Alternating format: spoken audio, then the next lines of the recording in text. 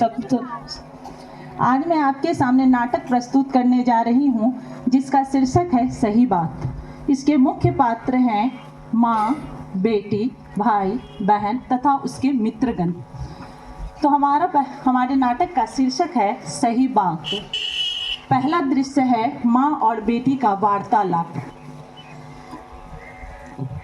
अरे माँ, आज तो ऑफिस की छुट्टी है, फिर ऑफिस क्यों जा रही हो? आज ऑफिस में कुछ विदेशी लोग आने वाले हैं, इसलिए मुझे जाना होगा। ये सब छोड़ो, तुम अपना ध्यान रखना और समय पे खाना खा लेना। आप भी ना कमाल करती हो। मैं कोई छोटी बच्ची थोड़ी ना हो जो मैं अपना ध्यान खुद से नहीं रख सकती। अरे मेरी गुड़िया, भले ही तुम सियानी हो गई हो, पर मेरे लिए तो तुम अभी भी बच्ची हो। इसमें कोई शक नहीं कि तुम बड़ी हो गई हो। घर का आधा काम तो तुम्हारे कंधों पे ही रहता है। माँ, नो मस्का, प्लीज काम करिए। काम तो मामूली है। तुम्हारे अमन भैया के तो दो ही शौक है, एक कवि लिखना, दूसरा गिटार बजाना। और जब अमन भैया क्लास से वापस आ जाए तो तुम उसे खाना परोस देना। उसे मुझे खाना परोसना होगा? कल मेरा मैथ्स का टेस्ट भी है, मुझे भी तैयारी करना है। वो तो मुझसे 2 साल बड़े हैं, वो अपना खाना खुद क्यों नहीं परोस सकते? अमन भैया कहीं के नवाब हैं? उफ, इतना सवाल जवाब करती हो तो खाना परोस दोगी तो तुम्हारा क्या बिगड़ जाएगा? कुछ काम लड़कियों को ही शोभा देते हैं। आपके कहने का मतलब है कि मेरा लड़की होना मेरे लिए गलत बात है? बस अब इस पे कोई बहस मत करो। मुझे ऑफिस के लिए देर हो रही है।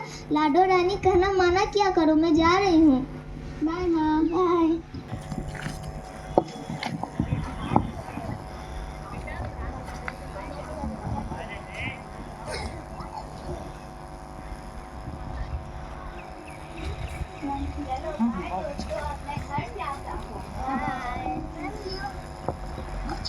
आता है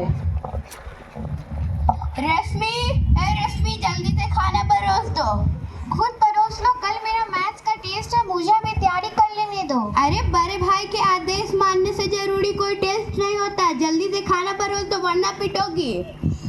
उफ, हे भगवान, लड़की होना भी अजीब मुसीबत है। लड़की बनाया ही तो अमन भैया की बड़ी बहन क्यों नहीं बनाया? चौथा दृश्य रश्मि अपने विद्यालय में पढ़ती है तथा नाटक करती है। चलो हम लोग उसका प्रैक्टिस करते हैं। अच्छा ठीक है।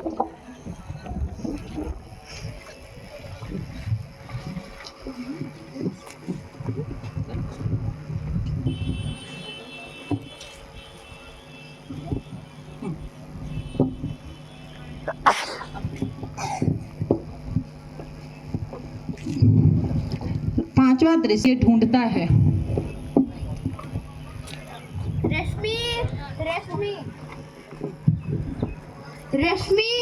रश्मि, हे भगवान, बहुत भूख लगी है। अरे आज रश्मि को क्या हो गया? रोज तो मुझसे पहले ही घर पहुंच जाती, अब मेरा खाना कौन बनाएगा? ट्रिंग ट्रिंग ट्रिंग ट्रिंग। हेलो भैया, आज स्कूल में मेरी सुनहरी परी की रिहर्सल है, मुझे आने में देर हो जाएगी। अरे ओ रिहर्सल की अम्मा, यहाँ पेट में चूहे की लड़ाई का मैदान बना है और तुम्हें अपने नाटक की परी है। जल्दी से घर आकर मेरे लिए खाना बनाओ। यह नहीं हो सकता। नाटक की मुख्य पात्र की भूमिका मेरी ही है, मेरे बिना रिहर्सल कैसे होगी? अरे फोन क्यों बंद कर दिया? उफ, अजीब मुसीबत है। स्कूल के फोन से फोन कर दिया और बंद भी कर दिया। हाय, अब मैं क्या करूं? फ्रिज में देखो कुछ पड़ा हो। अरे मारा गया, इसमें तो सिर्फ कच्चे आलू पड़े हैं। इधर देखता हूँ। अब ये क्या है? बेसन तो समझ में आ गया, लेकिन ये सूजी है या नमक, कुछ समझ ही नहीं आ रहा। लगता है आज भूख से मरना पड़ेगा। सातवां दृश्य में रश्मि वापस घर आती है स्कूल से। अरे ये सोफे पे कौन लुटका पड़ा हो? ये तो शायद अमन भैया है। भैया जागो, भैया जागो। अरे कौन? रश्मि, तुम आ गए। जल्दी से मेरे लिए कुछ बनाकर खिला दो।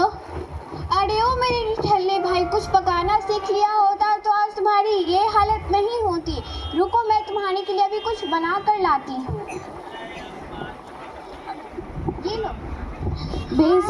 ये लो शहंशाही, बेसन और सूजी के चीले।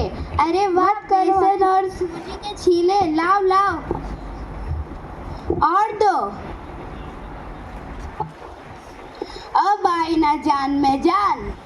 दूसरों के दम पर जीने वाले के जान में तो जान आ ही जाती है ना भैया।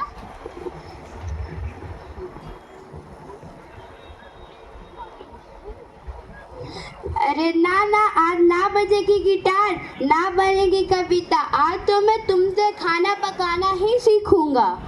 मगर तुम लड़के होकर खाना पकाओगे तो तुम्हारी नाक कट जाएगी। बस बस, अब और शर्मिंदा मत करो। मगर तुम्हारे दिमाग तो ठिकाने पर आ गए। चलो, माँ के आने से पहले हम लोग डिनर तैयार करके रखते हैं। ये लो टीलर और गाजर लो, गाजर के छिलके निकालो और मैं मटर के दाने निकालती हूँ। 8वां देश में अमन की मम्मी का ऑफिस से लौटना और बच्चे अपने काम कर रहे हैं। अरे ये मैं क्या देख रही हूँ? अमन रसोई का काम कर रहा है। छोड़ो बेटा, यह लड़कियों के काम तुम क्यों कर रहे हो? नहीं माँ, ये गलत है। घर का सारा बोझ लड़कियों पर डालना ही आपकी ये गंदी सोच ही आप मुझे नानी याद दिला दिए। अगर रश्मि ठीक समय पे ना आती तो मेरा भूख से मर ही जाता। बात तो तुमने बिल्कुल सही कही बेटा। हाँ माँ, यही सही बात है। और इस तरह से इस नाटक का दृश्य जो है खत्म होता है। अब इस पर शिक्षा क्या है इसका? इस नाटक के द्वारा यह बताया गया है कि कभी भी लड़के और लड़कियां में भेदभाव नहीं करना चाहिए। Thank you.